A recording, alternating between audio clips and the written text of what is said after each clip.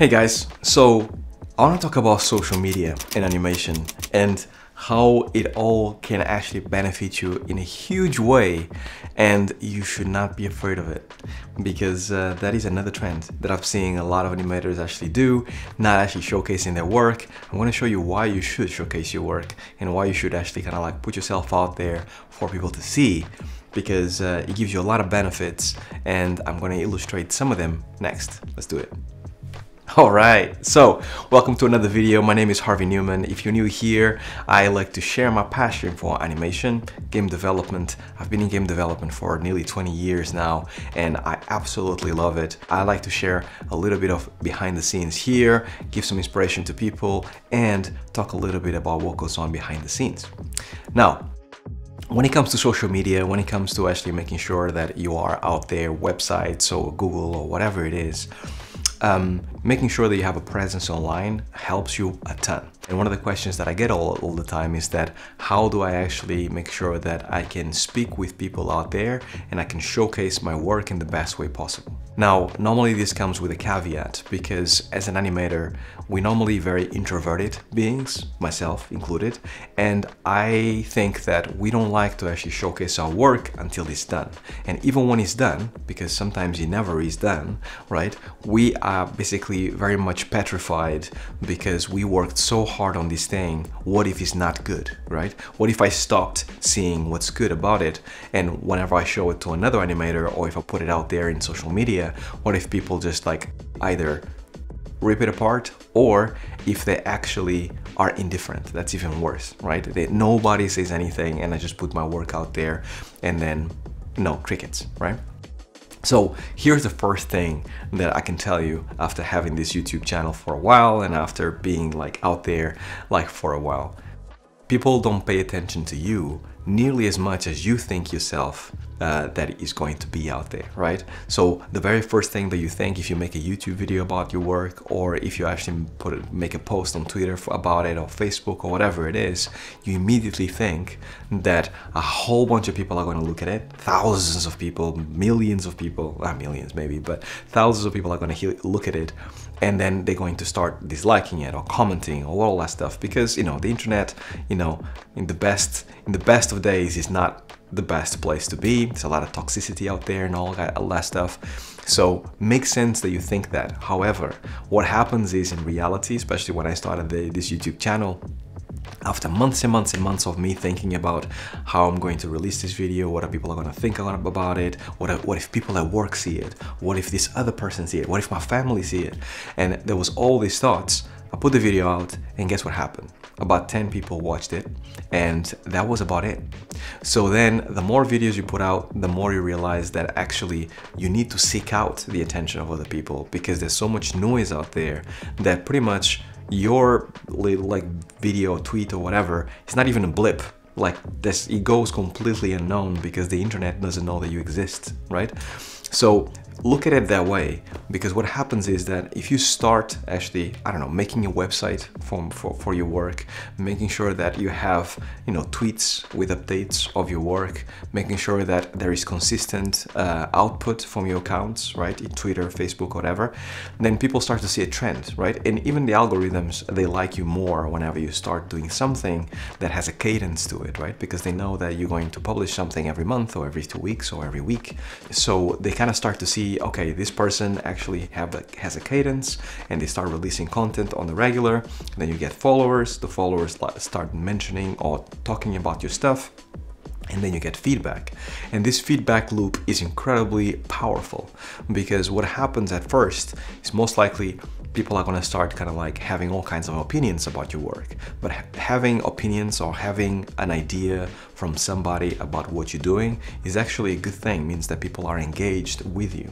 And then the second thing, and this is the most important thing, is that people in the industry out there that you want to get into, like doesn't matter if it's film or VFX or games, they will start looking at your stuff, especially if you have interesting ideas or if you have really good work, and they'll be like, okay, so this person, Peter or Maria, they actually are really talented. They're not working. How comes they're not working? Let's get them over for an interview, because they should be working and they're basically untapped talent, right? If you start kind of like portraying yourself that way, that ends up being a massive bonus for you because you don't even have to make a short reel. You're just basically putting out work all the time. And then the third point that is actually really, really interesting is that the idea of having a short reel and working on something for 6 months, a year, putting it all together, and then starting showing it to people is kind of like dissipating slowly, right? Because if you think about it, now everything is immediate, right? And what I find most animators and most animators' work is going to be on social media, on Facebook or somewhere, right? More than actually getting the submission directly, unless I work somewhere and there's a repository of work. Normally, like, I just find the person's work first in social media. So if the work is first in social media, instead of actually spending 6 months and then showcasing your work, then why not showcasing it every time you finish a piece, right? Or every time you actually have a block out and then finish piece, right? Because then it shows progress. And even on block out, I can actually look at somebody's work and be like, you know what, this has a lot of potential. Let me follow this person and see how he actually pans out, how he actually finishes the work. So this is why it's so good, because now you have people following you from the industry, following your work, and hopefully one day they may contact you over your DMs and be like, would you like to go come for an interview, right? So exposing your skills and your work is incredibly powerful, especially when you don't have a job, especially when you are looking for a job, because you can actually get a direct connect with somebody that otherwise would never hear of you, right? And then last but not least, websites. Very, very important, because like you need to actually give people the least amount of friction to find your work, right? And what I find sometimes with people that submit show reels to certain companies is that they have a link to a website, let's say Vimeo, and then within that link they have a password. So now I have to look for the password to add to that video, and then I can see the video, and then I might not like it, right? So there's a lot of steps going on that kind of like put me off from looking at this person's work. And everybody in the AAA industry sees hundreds upon hundreds of show reels, so you want to make sure that you get the attention of the person as quick as possible and make sure that there's no barriers for them to ingest your content, right? And the best possible way that I found from people actually submitting work and all that stuff is normally like a very simple website, one page only, that right at the top you have your video, your show reel with your work. So I can press play, I go to a link and I press play, and then I look at your show reel, right?